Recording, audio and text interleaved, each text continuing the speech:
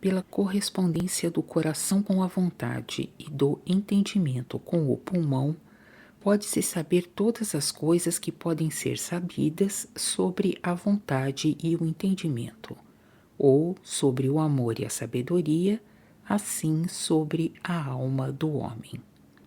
Quarta parte. A mesma coisa é executada no pulmão, cujas artérias e veias correspondem às afeições que pertencem ao amor e cujas respirações correspondem às percepções e aos pensamentos que pertencem ao entendimento, como já foi dito. Que o sangue do coração no pulmão se purifica das coisas indigestas e que também pelo ar aspirado ele se alimenta de coisas que lhe convêm, vê-se por numerosas experiências. Que o sangue se purifica das coisas indigestas no pulmão, vê-se não somente pelo sangue que aí flui, o qual é venoso e por conseguinte cheio daquilo proveniente dos alimentos e das bebidas, mas ainda pelas expirações que são úmidas e pelas que chocam o olfato dos outros, como também pela menor quantidade de sangue que reflui no ventrículo esquerdo do coração. Que o sangue pelo ar aspirado se alimenta de coisas que lhe convêm, vê-se pela imensa quantidade de odores e de exalações que fluem continuamente dos prados, dos canteiros e dos vergéis, e pela imensa quantidade de sais de diferentes espécies que, com as águas, saem das terras, dos rios e dos lagos, e pela imensa quantidade de vapores e de eflúvios provenientes dos homens e dos animais, e de que o ar é impregnado. Que estas coisas se introduzem no pulmão com o ar aspirado é o que não se pode negar. E pois que não se pode negá-lo, não se pode negar tampouco que o sangue aspira dentre elas as que lhe convêm, e as que lhe convêm são as que correspondem às afeições de seu amor. Daí vem que nas vesículas ou nos íntimos do pulmão há em grande quantidade pequenas veias com pequenas bocas, que absorvem estas coisas. E também que o sangue refluindo ao ventrículo esquerdo do coração está mudado em sangue arterial e se torna rutilante. Tudo isso confirma que o sangue se purifica das partes heterogêneas e se alimenta das homogêneas. Não se sabe ainda que o sangue no pulmão se purifica e se alimenta de uma maneira correspondente às afeições do espírito. Ânimos. Mas isto é muito conhecido no mundo espiritual. Com efeito, os anjos que estão nos céus se deleitam unicamente com odores que correspondem ao amor de sua sabedoria, enquanto que os espíritos no inferno se deleitam unicamente com odores que correspondem ao amor oposto à sabedoria. Estes últimos odores são infecções, mas os odores precedentes são exalações odoríferas. Que os homens no mundo impregnam seu sangue de coisas semelhantes, segundo a correspondência de seu amor, isso é uma consequência, pois o que o espírito do homem ama, o sangue, segundo a correspondência, o deseja ardentemente, e pela respiração o aspira. Desta correspondência resulta que, quanto a seu amor, o homem é purificado se ama a sabedoria, e é maculado se não a ama.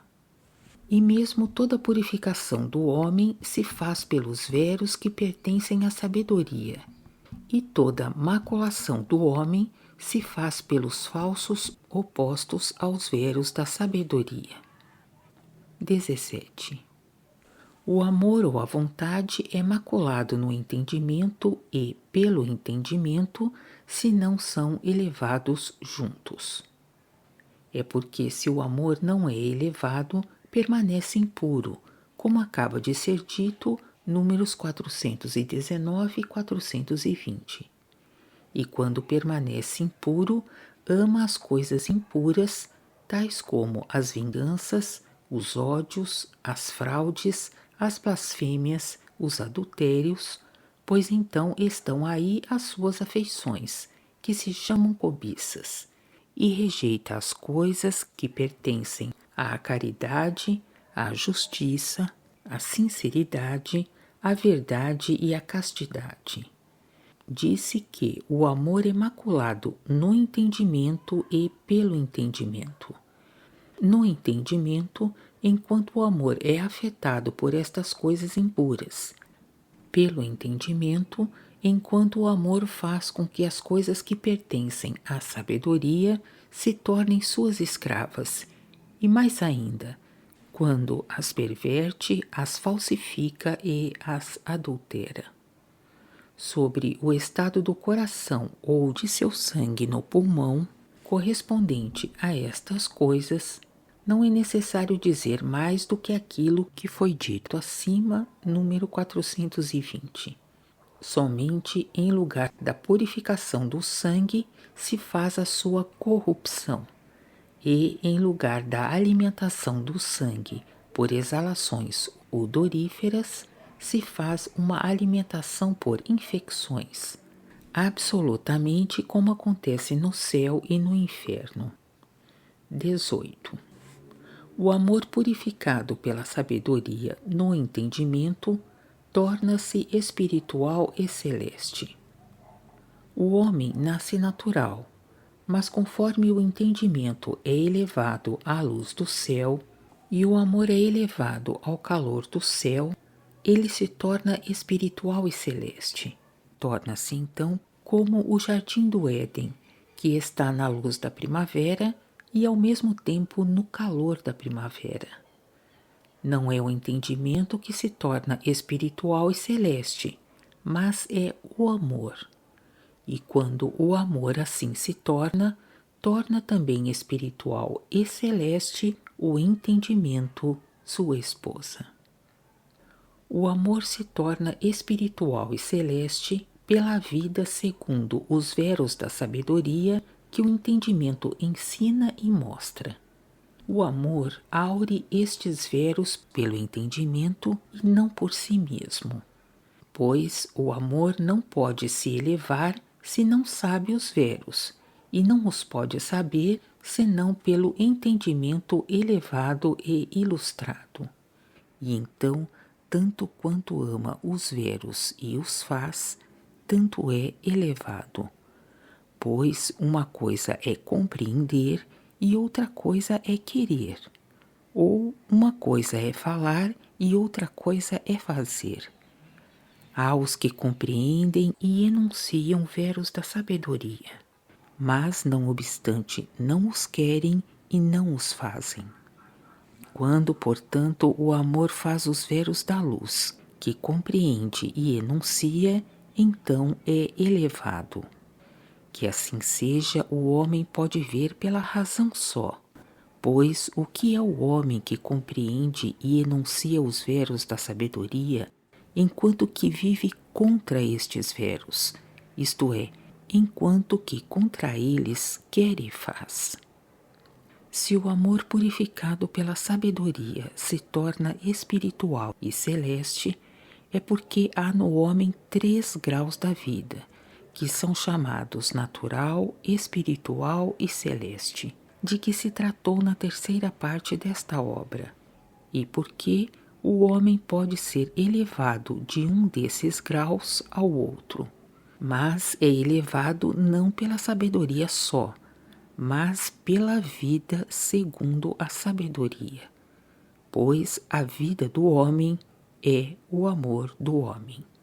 Portanto, tanto quanto vive segundo a sabedoria, tanto ama a sabedoria, e vive segundo a sabedoria, tanto quanto se purifica das impurezas que são os pecados. E, tanto quanto faz isso, tanto ama a sabedoria. Que o amor purificado pela sabedoria no entendimento se torna espiritual e celeste não se pode ver do mesmo modo pela correspondência com o coração e o pulmão, porque ninguém pode ver qual é o sangue pelo qual o pulmão é mantido no estado de sua respiração. O sangue pode estar cheio de impurezas, e não obstante, este sangue não é distinguido do sangue puro. E a respiração do homem inteiramente natural aparece do mesmo modo semelhante à respiração do homem espiritual. Mas no céu a distinção é perfeitamente feita, pois lá cada um respira segundo o casamento do amor e da sabedoria. É por isso que, como os anjos são conhecidos por este casamento, são conhecidos também pela respiração, o que faz com que, quando algum que não está neste casamento entra no céu, é tomado de uma opressão do peito, e o sopro de sua respiração luta como naqueles que estão na agonia da morte. Então, tais espíritos se lançam com precipitação para fora do céu, e não têm repouso senão quando estão com aqueles que têm uma respiração semelhante, pois então, por correspondência, estão em uma semelhante afeição, e por conseguinte, em um semelhante pensamento. Por isto, pode-se ver que, naquele que é espiritual, seu sangue mais puro, que alguns chamam espírito animal, é o sangue que foi purificado, e que, tanto quanto o homem está no casamento do amor e da sabedoria, tanto este sangue foi purificado. É este sangue mais puro que corresponde de mais perto a este casamento, e como ele influi no sangue do corpo, segue-se que este também é purificado por ele. Dá-se o contrário naqueles em quem o amor foi maculado no entendimento. Mas, como já foi dito, ninguém pode por experiência explorar isso pelo sangue. Entretanto, se pode pelas afeições do amor, pois que estas afeições correspondem ao sangue. 19. O amor maculado no entendimento, e pelo entendimento se torna natural, sensual e corporal. O amor natural separado do amor espiritual é oposto ao amor espiritual. Isto vem de que o amor natural é o amor de si e o amor do mundo, e que o amor espiritual é o amor do Senhor e o amor do próximo.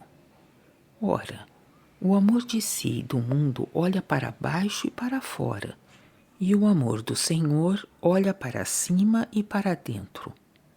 Quando, portanto, o amor natural foi separado do amor espiritual, não pode ser elevado para fora do próprio do homem, mas aí permanece mergulhado.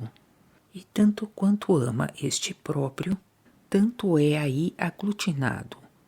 E então, se o entendimento sobe e vê pela luz do céu as coisas que pertencem à sabedoria, este amor o retira e o conjunta com ele em seu próprio. E aí rejeita as coisas que pertencem à sabedoria, ou as falsifica, ou as põe em torno de si a fim de falar delas, tendo em vista a reputação. Do modo pelo qual o amor natural pode por graus subir e se tornar espiritual e celeste, do mesmo modo também pode por graus descer e se tornar sensual e corporal. E quanto mais ama a dominação, não por um amor do uso, mas unicamente pelo amor de si, tanto mais ele desce. É este amor que é chamado o diabo. Aqueles que estão neste amor podem falar e agir da mesma maneira que os que estão no amor espiritual, mas então é ou pela memória ou pelo entendimento elevado por si mesmo à luz do céu. Não obstante, as coisas que dizem e fazem são, por comparação, como frutos parecendo belos pela superfície, que estão inteiramente podres por dentro, ou como amêndoas que pela casca parecem sãs, mas em cujo interior estão inteiramente carcomidas pelos vermes. Estes exteriores, no mundo espiritual, são chamados de fantasias, pelas quais as mulheres depravadas, que são chamadas sereias, se revestem de beleza e se ornam com vestidos decentes, mas, não obstante, aparecem como espectros desde que a fantasia foi repelida. São como os diabos que se fazem anjos de luz. Com efeito, quando este amor corporal retira seu entendimento da elevação, o que acontece quando está só e pensa por seu amor, então pensa contra Deus pela natureza, contra o céu pelo mundo e contra os velhos e os bens da igreja pelos falsos e os males do inferno, assim contra a sabedoria. Por estas explicações, pode-se ver quais são os que são chamados homens corporais, pois não são corporais quanto ao entendimento, mas são corporais quanto ao amor, isto é, não são corporais quanto ao entendimento quando falam em sociedade, mas o são quando falam com eles mesmos em espírito. E como são tais em espírito, é por isso que, depois da morte, se tornam, quanto ao amor e quanto ao entendimento, espíritos que são chamados espíritos corporais.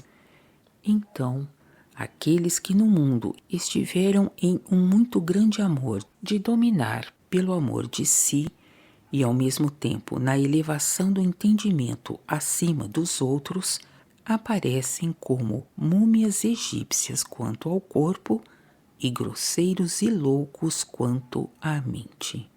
Quem sabe no mundo que tal é em si este amor? Entretanto, há um amor de dominar pelo amor do uso, mas pelo amor do uso não para si, mas para o bem comum. O homem não pode facilmente distinguir um do outro, mas há, entretanto, entre eles uma diferença como entre o céu e o inferno.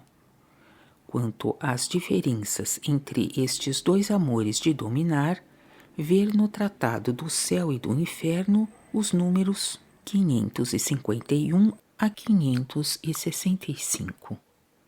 20. Não obstante, permanece a faculdade de compreender, que é chamada racionalidade, e a faculdade de agir, que é chamada liberdade. Tratou-se acima números 264 a 267 destas duas faculdades que o homem possui.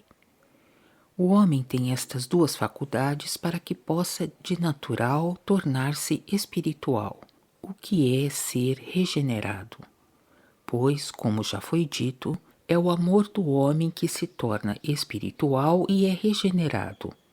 E este amor não pode se tornar espiritual ou ser regenerado se não sabe por seu entendimento o que é o mal e o que é o bem, e por conseguinte o que é o vero e o que é o falso. Quando o sabe, pode escolher um ou outro, e se escolhe o bem, pode, por seu entendimento, ser informado dos meios pelos quais pode vir ao bem. Todos os meios pelos quais o homem pode vir ao bem são providos. Saber e compreender estes meios vem da racionalidade. Querê-los e fazê-los vem da liberdade. A liberdade é também de querer sabê-los, compreendê-los e pensar neles. Coisa alguma destas duas faculdades, que são chamadas racionalidade e liberdade, é conhecida daqueles que creem pela doutrina da Igreja que os espirituais e os teológicos estão acima do entendimento e que, por consequência, é preciso crer neles sem o entendimento.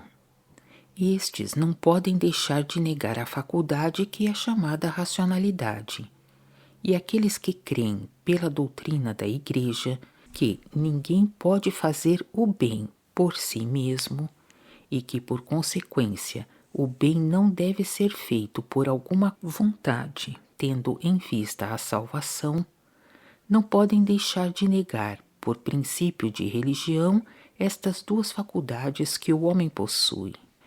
É também por isso que aqueles que se confirmaram nestes princípios são, depois da morte, segundo sua fé, privados de uma e de outra faculdade, e que estão na liberdade infernal quando teriam podido estar na liberdade celeste, e na loucura infernal quando teriam podido estar pela racionalidade na sabedoria angélica.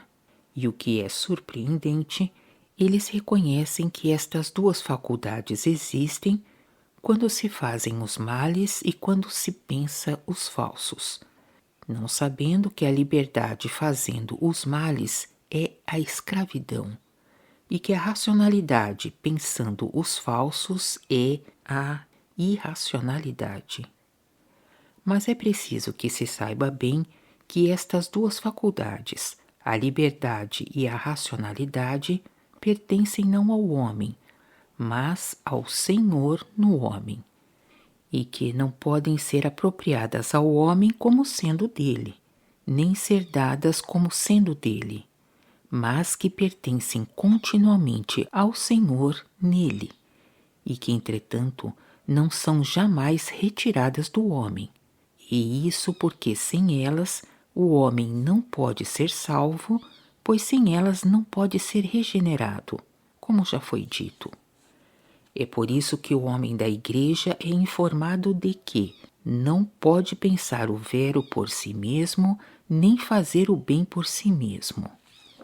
Mas como o homem não percebe outra coisa senão que pensa o vero por si mesmo e faz o bem por si mesmo, é muito evidente que deve crer que pensa o vero como por si mesmo e que faz o bem como por si mesmo.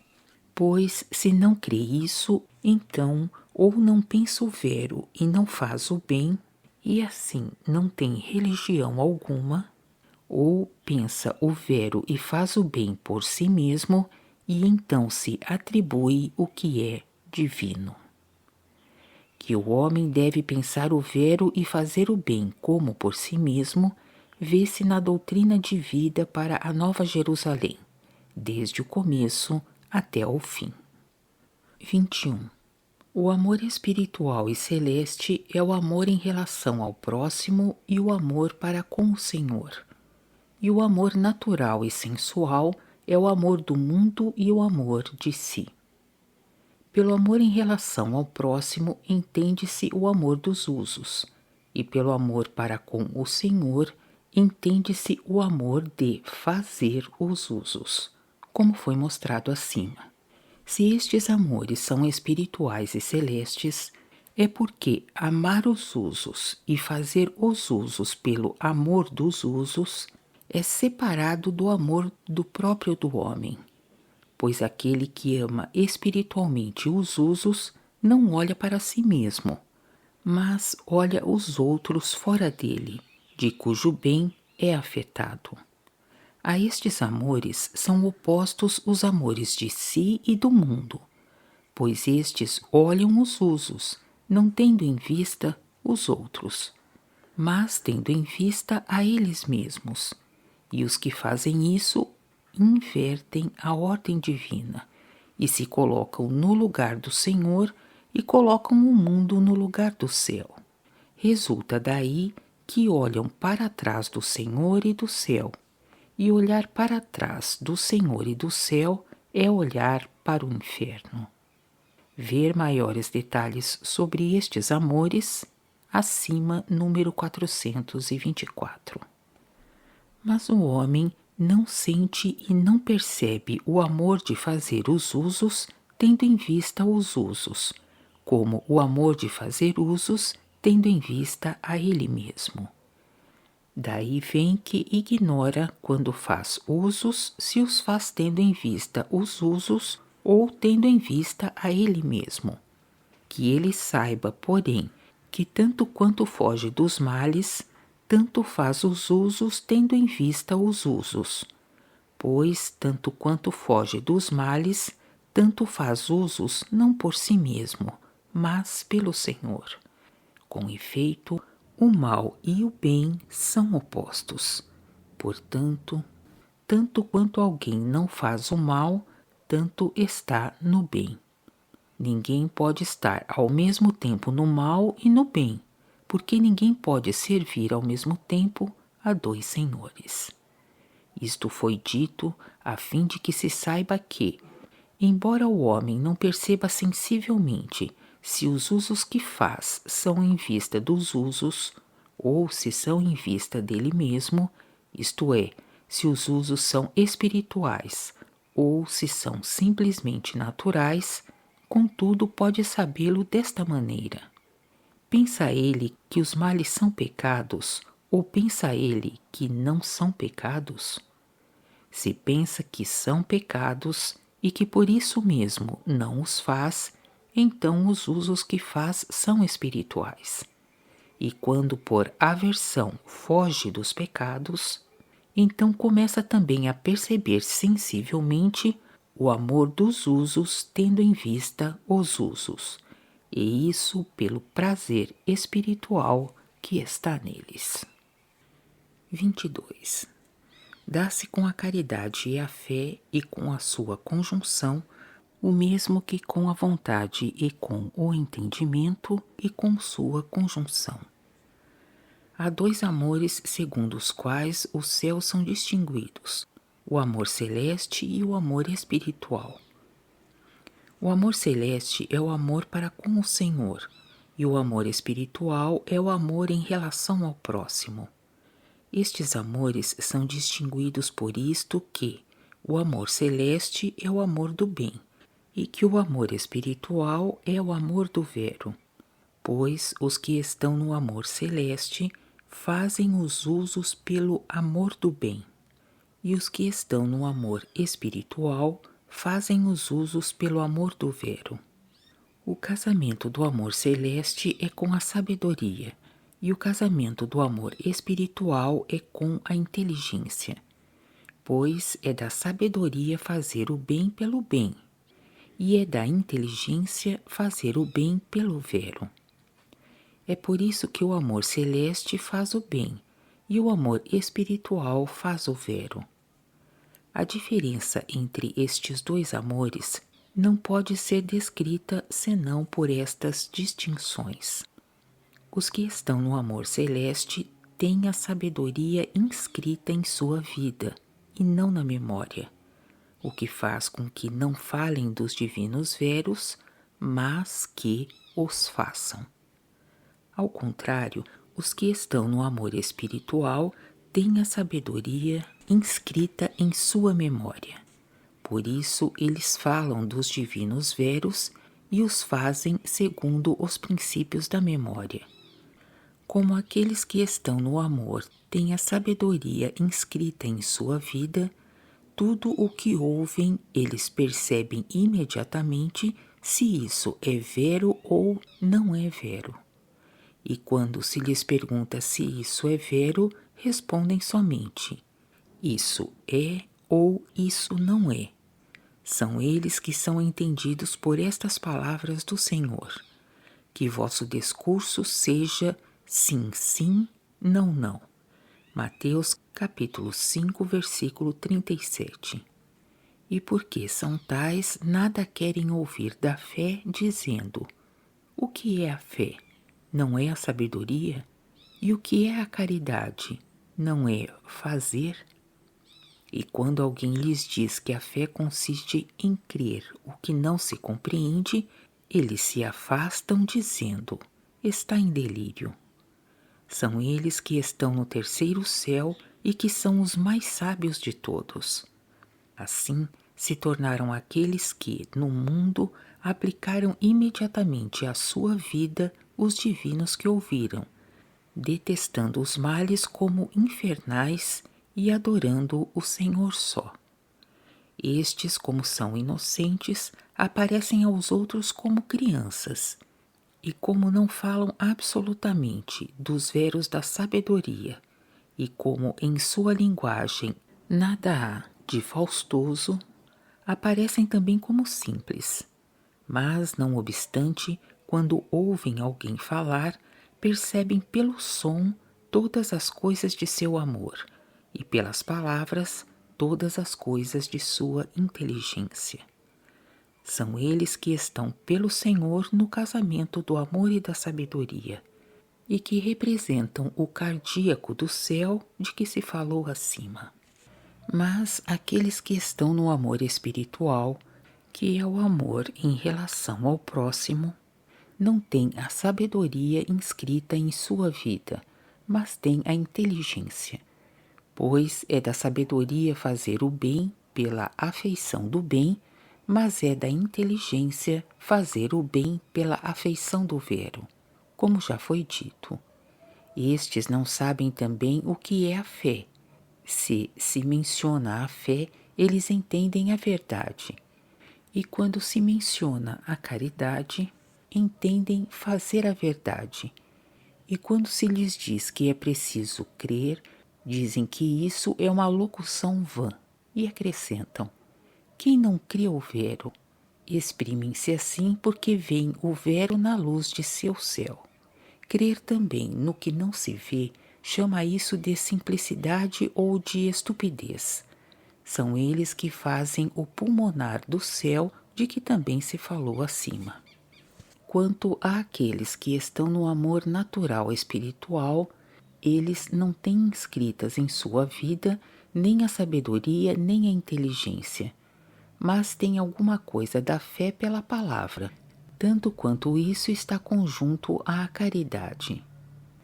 Como estes não sabem o que é a caridade, nem que a fé é a verdade, não podem estar nos céus entre aqueles que estão na sabedoria e na inteligência, mas podem estar entre aqueles que estão na ciência só. Todavia, aqueles que fugiram dos males como pecados estão no último céu, e aí em uma luz semelhante à luz noturna da lua. Mas aqueles que não se confirmaram na fé do desconhecido e que estiveram ao mesmo tempo em alguma afeição do vero, estes, depois de terem sido instruídos pelos anjos segundo a recepção das verdades e a vida conforme a essas verdades, são elevados à sociedade daqueles que estão no amor espiritual e, por conseguinte, à inteligência. Tornam-se espirituais, os outros permanecem naturais espirituais.